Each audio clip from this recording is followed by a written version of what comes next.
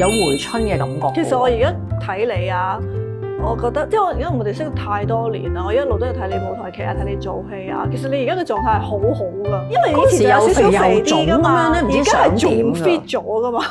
因為嗰陣時咧，其實反而係年紀輕嘅時候咧，覺得有好多資嘢本係，或者你好多嘢咧，你冇揾一啲方法去啱嘅方法去解決咧，或者你係去點講咧？放縱自己啊，或者你冇理到，係其實我係冇，我覺得諗翻轉頭，我係冇理到咯。